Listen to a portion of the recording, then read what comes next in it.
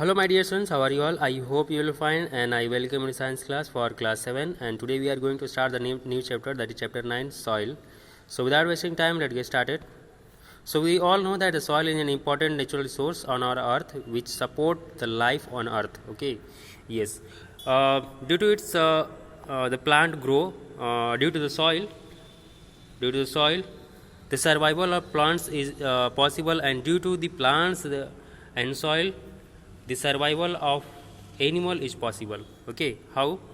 So soil help the plant in two way. First, the soil hold the root of plant very firmly. बहुत ही मजबूती से जो plant होते हैं उनके जो रूट्स होते हैं उसको सपोर्ट प्रोवाइड करता है. And second, what it does that it provide nutrients and water और जो न्यूट्रिएंट्स होता है वो सॉइल से ही जो इसके रूट्स होते हैं, जो प्लांट्स के जो रूट होते हैं वो ऑब्जर्व करते हैं और ये ग्रो करते हैं. ठीक है, और इस तरह से जो सॉइल होते हैं और जो प्लांट होते हैं ये मिलके जो ह्यूमन बीइंग की बहुत सारे नीड्स को फुलफिल करते हैं, जैसे कि एग्रीकल्चर, जैसे food, like shelter, like the plant, और वी कैन से forest.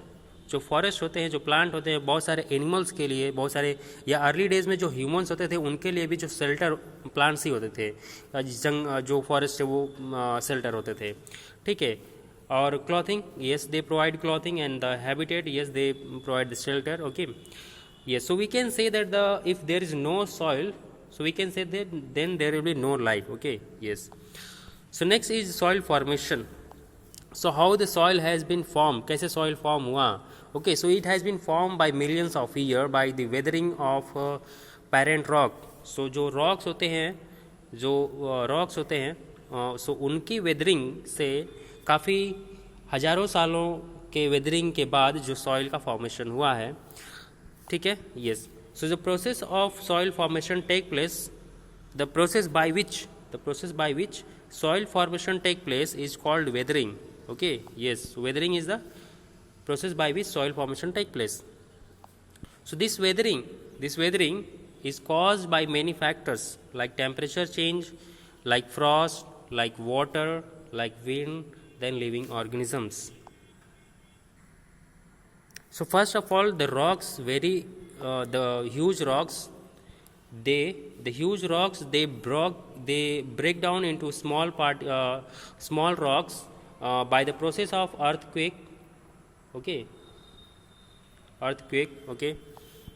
yes, and then by process of weathering they broke down into small fine pieces, and then they form the soil. Okay, yes, so we will see one by one how these factor help the formation of soil. कैसे ये लोगों ने ये factor ने कैसे help किया soil के formation में.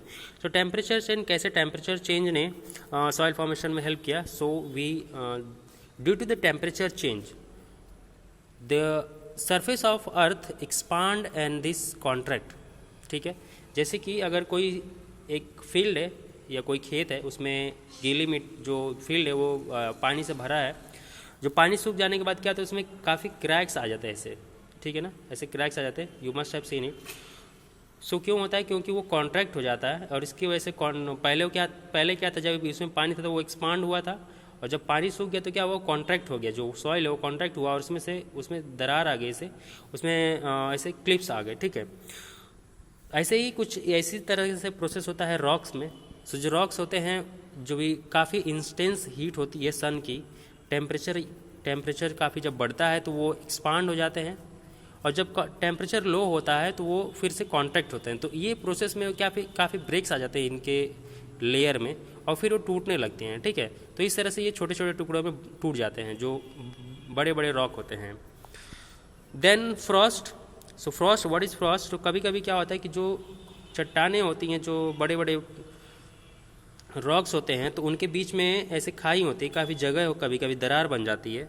सो क्या होता है, ये जो दरार होती है काफ़ी बड़ी बड़ी होती है, तो इसमें कभी कभी क्या होता है, पानी इसमें रुक जाता है. ठीक है, सो इसमें जब पानी रुक जाता है तो when it hold the water, okay, when it hold water and when it cool down, जब ये कूल होता है तो क्या होता है, ये वाटर एक्सपांड होता है. जैसे कि अगर आप जो आइस क्यूब का जो ट्रे होता है, जो फ्रीज़र में हम लोग रखते हैं, तो उसमें जब हम लोग पानी डालते हैं तो जब ये आइस क्यूब बनता है तो थोड़ा सा उसका लेवल उड़ जाता है. ठीक है, अगर इसका जितना मार्जिन है उससे कम ही अगर पानी हम लोग रखते हैं, लेकिन जब वो आइस क्यूब बनता है तो उससे जो उसका मार्जिन है ऊपर थोड़ा उड़ जाता है, ठीक है। तो इसका मतलब कि जब जो जितना वाटर का अमाउंट रहता है जब ये आइस में कन्वर्ट होता है तो इसका थोड़ा सा एक्सपांड होता है, ठीक है, ये थोड़ा सा एक्सपांड होता है। तो उसी तरह से जब ये इसमें जो पानी ठहरा हुआ है, जो पानी रुका हुआ होता है, जब वो कूल होकर जब वो एक्सपांड होता है तो इसमें क्रैक्स और ला देता है इसमें, ठीक है, जो इसकी क्लिफ है, जो दरार है, उसको और बढ़ा देता है, और इस तरह से वो उसमें वो हेल्प करता है और वेदरिंग में, ठीक है। यस, द नेक्स्ट है वाटर।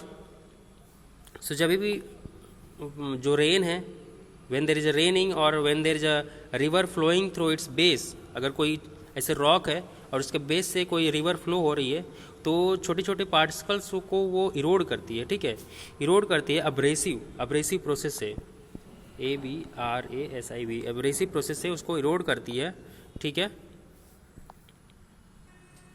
ठीक है। और इस तरह से छोटे छोटे पार्टिकल्स में जो बिग पार्टिकल्स है रॉक के, वो छोटे छोटे पार्टिकल्स में कन्वर्ट हो जाते हैं, ठीक है। और ये काफ़ी समय लगता है, it is a very time consuming, okay, it take place in a number of years, okay, it is not done in one day, okay, yes. Then we have a wind. So when we have a rock and when the wind blow, so small very fine particles of the rock, it is carried by the wind and it is deposited by somewhere else. तो यहाँ से जो छोटे छोटे particles हैं rock के, वो wind के थ्रू कैरी किए जाते हैं और दूसरी जगह ले जाकर डिपॉजिट किए जाते हैं, ठीक है। यस, जब ये काफ़ी छोटे छोटे फाइन पार्टिकल्स में टूट जाते हैं जो रॉक्स होते हैं, फिर क्या होता है उसमें कुछ लिविंग ऑर्गेनिज्म ग्रो करते हैं, लाइक लीचेन एक होता है, LICHEN, लीचेन, ओके। जब ये लीचेन प्लांट्स पे रॉक्स पे ग्रो करता है तो ये क्या होता है कि एसिड प्रोड्यूस करता है, और ये जब एसिड प्रोड्यूस करता है तो फिर से ये अगेन इसका वेदरिंग होता है, फिर से ये स्मॉल पार्टिकल में डिवाइड होता है और इस तरह से काफ़ी छोटे छोटे फाइन पार्टिकल्स में ये बढ़ जाता है, ठीक है, यस। और फिर क्या होता है कि इसमें काफ़ी प्लांट्स ग्रो करते हैं, सपोज जैसे बिग पार्टिकल्स हैं, ठीक है, इसमें कुछ प्लांट्स ग्रो किए, इसमें कुछ एनिमल्स सर्वाइव करने लगे, कुछ अर्थवर्म आ गए, कुछ इंसेक्ट्स आ गए।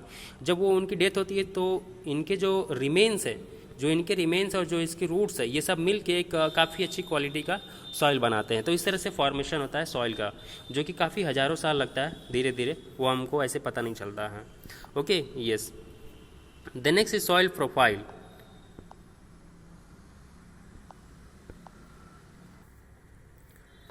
So soil profile is the number of layers on the crust of earth. What this means? So अगर हम लोग अर्थ पे अगर कहीं पे हम लोग ऐसा ट्रेंच, एक गड्ढा खोदते हैं, ठीक है, तो क्या हम लोग को दिखता है कि एक ऐसे अलग अलग लेयर दिखती है सॉइल की, ठीक है। अभी कुछ दूरी तक जाएंगे तो एक अलग लेयर मिलेगी, फिर और कुछ और नीचे जाएंगे तो अलग लेयर मिलेगी, फिर इसके नीचे और जाएंगे तो कुछ अलग लेयर मिलेगी, ठीक है। तो ये लेयर को हम लोगों ने डिवाइड किया है टॉप सॉइल में, सब सॉइल में, then parent, then bedrock, ठीक है। 4 रीजन में हम लोग डिवाइड किया, इसको बोलते हैं लेयर, या इसको बोलते हैं हॉरिजॉन, HORIZON, हॉरिजॉन, ठीक है। So we can say that the earth has a 4 horizon, okay, let's see the definition. The soil profile is a term used for the vertical section of soil. Soil profile is a term used for vertical section of soil to show the different layer of soil or horizon of soil, okay, different layer of soil or different horizon of soil, okay, yes. So these layers has some feature, ये अलग अलग जो layer हैं, अभी ये देख रहे हैं, you can see here this is dark in colour and this is little brown in colour, so why it is show, okay, so we will see that. So ये जो फर्स्ट लेयर है इसको बोलते हैं टॉप सॉइल या horizon A, ठीक है, यहाँ से this is in dark in colour, okay, it is rich in humus, क्योंकि काफ़ी इसमें डेड प्लांट्स और एनिमल्स के इसमें रिमेन्स होते हैं, काफ़ी लीव्स और अदर थिंग्स इसमें मिली हुई होती हैं, तो इसलिए काफ़ी इसमें ह्यूमस होता है, it is rich in humus, okay, and this is very fertile, okay, yes. Then presence of root and other living organism, ठीक है। सो जो भी प्लांट्स ग्रो करते हैं उनके रूट्स इसमें रहती हैं, ठीक है, यस, इसमें रूट्स इनकी रहती हैं, और बहुत सारे animals like the rat, like snack, like earthworm, they live in this region. ठीक है. Yes. The next is subsoil और horizon B. So this is in light in colour. इसमें दो ही लेयर दिख रहा है. ठीक है. तो this is in light in colour, this is horizon B और subsoil. This is in light in colour. This is not rich in humus, there is no humus present. ठीक है, क्योंकि यहाँ पे डेड एनिमल्स के काफ़ी remains कम मिलते हैं और इसलिए ये ह्यूमस यहाँ पे नहीं होता है. ये काफ़ी हार्ड होती है. ठीक है. ये काफ़ी लूज सॉइल होती है, ये लूज होती है. ठीक है. और ये जो होती है ये हार्ड होती है. एंड यहाँ पे ये जो सॉइल होती है ये रिच इन मिनरल्स होती है, लाइक आयरन. ओके. और अदर जो मेटल्स के और होते हैं वो इसमें मिल सकते हैं. ठीक है. This is little organic matter. Yes, we saw that कि यहाँ पे जो लिविंग ऑर्गेनिज्म में काफ़ी कम मिलते हैं और इसलिए यहाँ पे जो ऑर्गेनिक मैटर है वो कम होता है.